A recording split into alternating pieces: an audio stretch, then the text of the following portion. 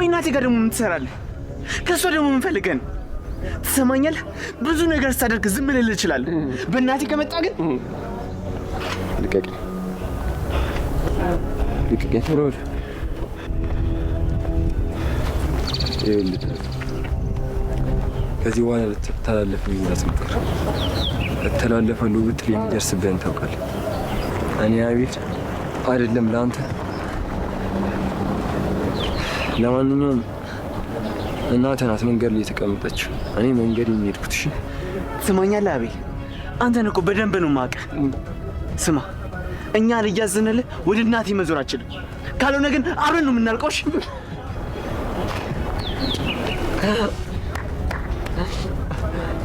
ወንድ ወጥቶሻል እባክሽ። ይኸውልህ ከማን ጋር እያወራህ እንደሆነ ግን አይረሳም መሰለኝ። ተባክ። ቆይ ሁሉም ሰው ከጀርባ ሆነ ስላጠቃ የፈራ መሰለ እንዴ?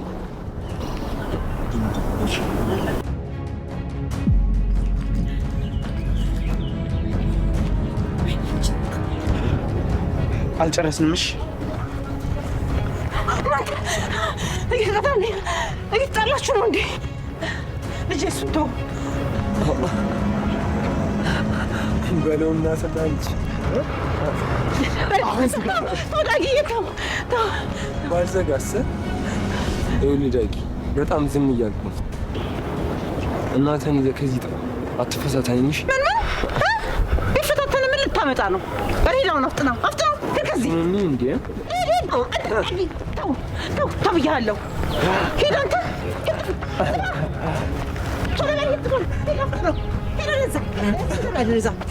እርኩስ ክፉ ከተረገብክና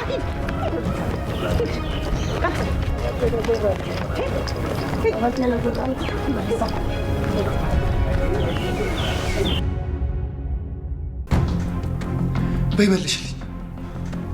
ማን ነው የማይረባ? የኔ አባት ነው በአንቺ አፍ የማይረባ የሚባለው? ንገረኛ። የኔ አባት ነው ወይ በአንቺ አፍ የማይረባ የሚባለው?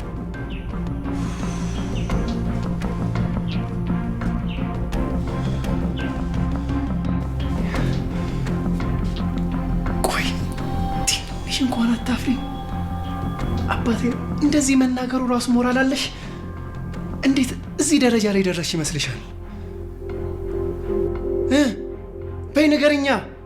እንደዚህ እኮ ማለት ፈልጌ አይደል።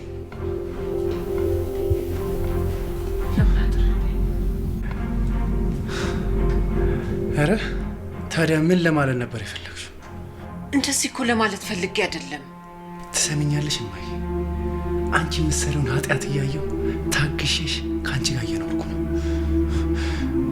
ቆይ አባቴ በወጣበት እንዳይመለስ ስላደረግሽ ነው የዛ የማይረባ ልጅ የምትይ? አባቴን ማምናት የገደለችው የምትይ? እያየሁ ታግሼሽ ከአንቺ ጋር እየኖርኩ ነው። ቆይ አባቴ በወጣበት እንዳይመለስ ስላደረግሽ ነው የዛ የማይረባ ልጅ የምትይ? አባቴን ማምናት የገደለችው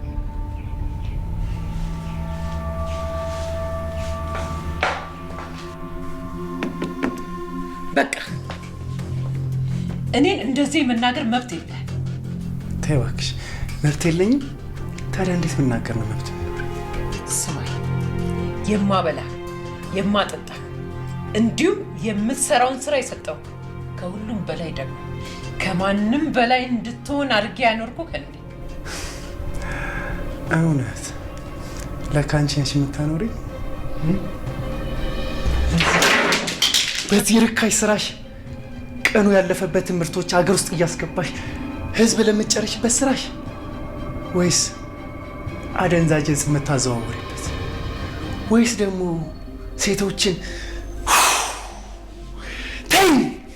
ተኝ አታሳብጅኝ።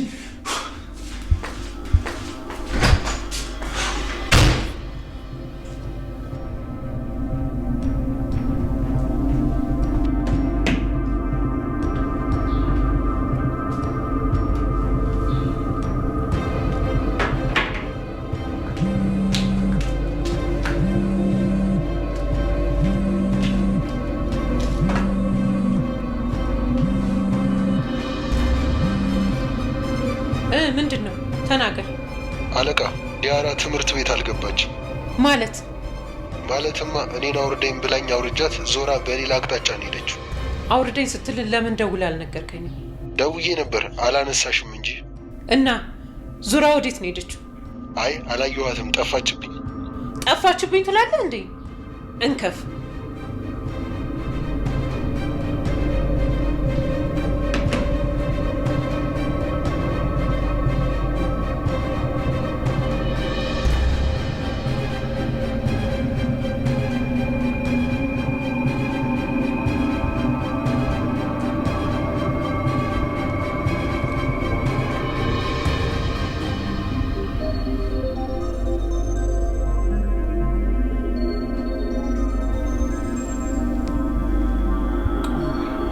ትምህርት ትተሽ የት እንደሄድሽ ስትመጪ ትናገሪያለሽ።